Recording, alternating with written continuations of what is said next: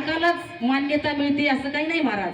अगोदर भक्तालाही मान्यता मिळते, त्याच्याशिवाय पान हलत नाही आणि मालकाशिवाय पान हलत नाही.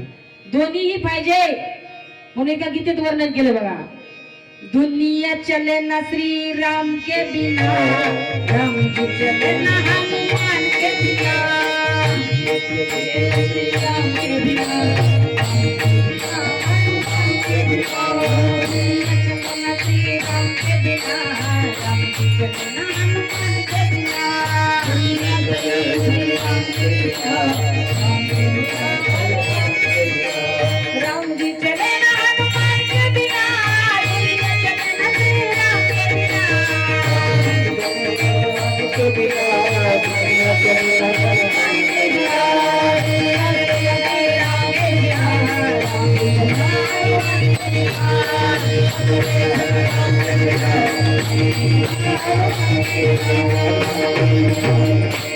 रामाशिवाय पान हलत नाही महाराज, हनुमंतरायाशिवाय पान हलत नाही. एक लक्षात घ्या.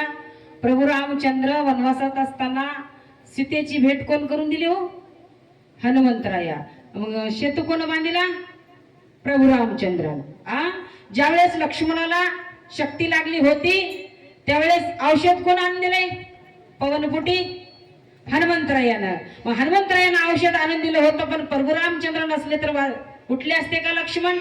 नाही. म्हणून दोन्हीही तेवढेच कामाचे आहेत.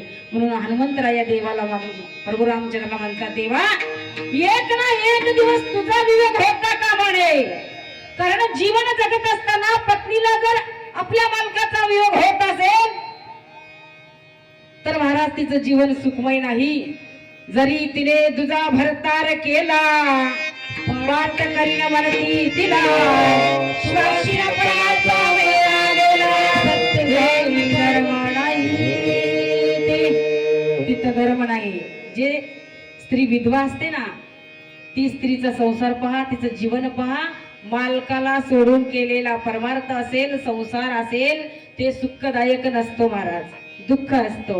मालकाला धरून जो परमार्थ करतो, संसार करतो, तिथं सुख आहे, पण तेही प्रारब्धानुसार असते. प्रत्येकाच्या जीवात सगळे दिवस सारखे नसतात महाराज. आणि ते दिवस जर तुम्हाला सध्या करून घ्यायचं असेल तर देवाला आत टाकावं लागते. देवा मला वाणी दिली ना, या वाणीचा वापर फक्त आणि फक्त तुझ्या नामानं हो. अभंगाचे प्रथम चरण. मुखी नाम वेदी करे, मुखी नाम वेदी करे, मुखी नाम मुखी नाम वेदी करे,